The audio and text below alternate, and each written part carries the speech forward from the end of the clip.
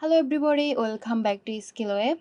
In this video, I will show you how to convert MP3 files to web. So let's get started the video.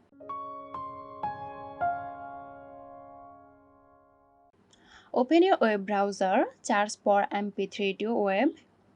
There is so many websites you can use to convert your MP3 to web file. Personally, I'm going to use this website called CloudConvert. Once you are on this website, click on Select File. Locate and select your MP3 file, then click on Open. Now click on this arrow and select Web. Click on Convert.